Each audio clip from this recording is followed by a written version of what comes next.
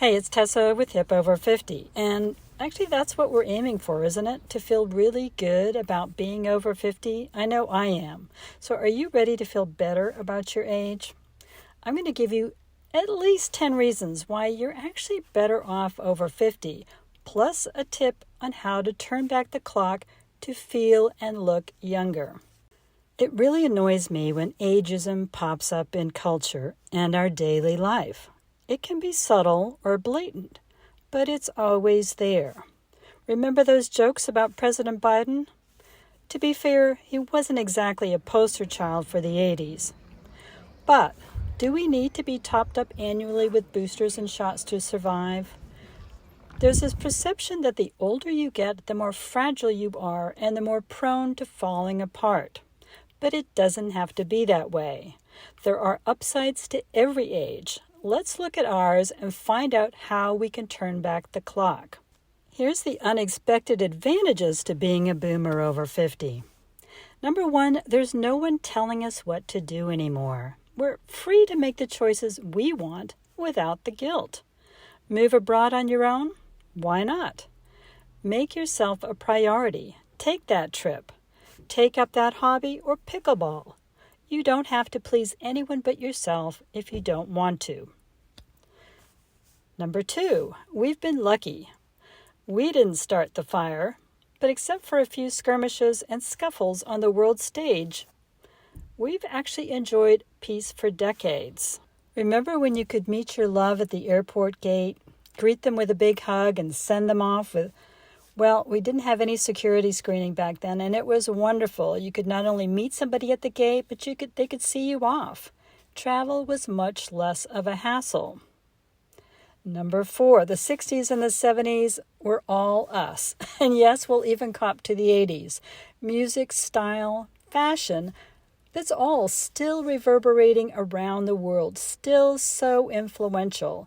It not only changed our lives, but it's changing lives still. I mean, Gen X and the millennials can't copy it fast enough. They envy what we take for granted. Number five, we could buy a house with not much more than a year's salary. I'll never forget my dad telling me he was making about $9,000 a year when we bought the first home in Canada for about $11,000. We never had to worry about being house poor, and the dream of owning your own home came at a snip compared to how much it costs now. Those days are gone. We had it pretty good. Technology didn't run our lives then. We got to know friends, family, and loved ones the old-fashioned way, either by waiting by the phone or by making plans to meet up in person. Number 8. Our immune systems have a long memory, apparently, which protects us from catching colds and other nasties at the same rate as younger folks.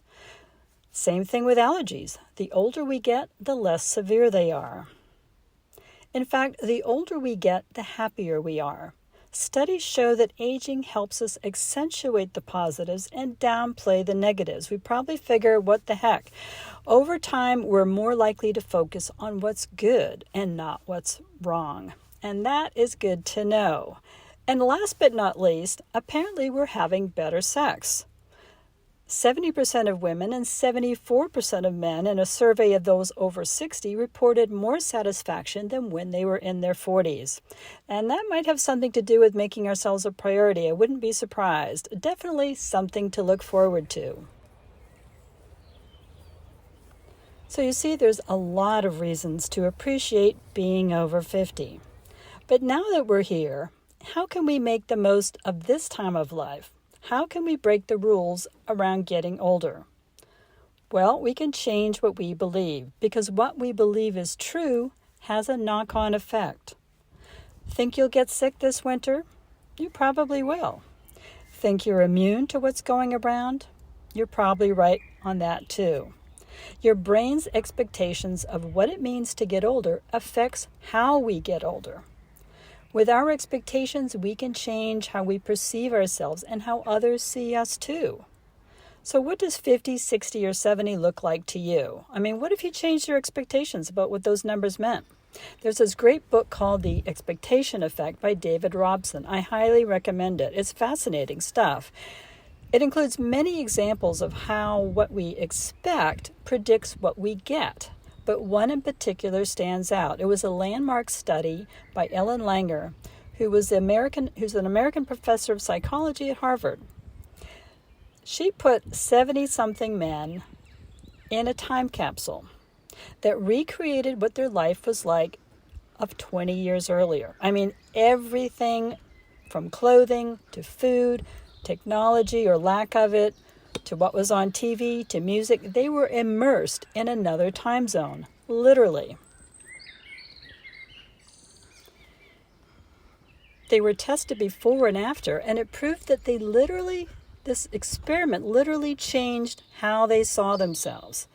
Apparently, when we feel we're 20 years younger, our brain gets the message. Our blood pressure goes down, our intelligence and memory improve, and we actually look younger.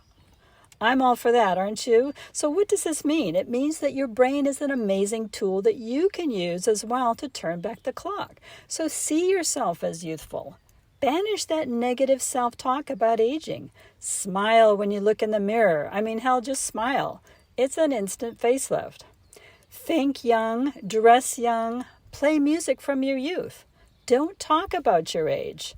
Keep it positive, because how we show up is key to aging youthfully.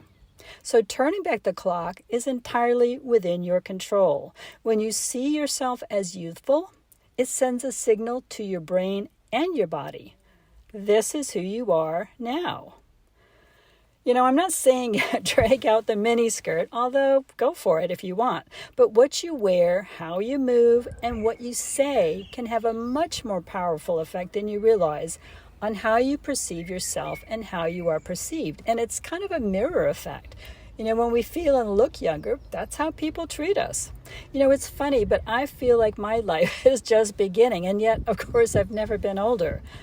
Recently, I was mistaken for someone much younger by the nurse taking my blood, who should have known better. But she asked me what my secret was, and I said it was to keep moving. So keep moving, keep smiling, lie about your age, and let that inner 18, 28, 38-year-old out. When you see yourself as youthful, your body will obey. You're never too old, and it's never too late. So I get it. Getting older does have its challenges. Whoever said getting old's not for sissies, hit the nail on the head. But we can still make a few tweaks. We can still change our beliefs, and we can make this the best of the rest of our lives. So I hope that was helpful. I'm really curious to see what your comments are, how you feel about turning 50, 60, 70 or older and what it means to you. So put that in the comments below. In the meantime, I do hope you're taking care of yourself as always. Hope you are doing well. And thank you so much for watching. I'll see you in the next video. Bye for now.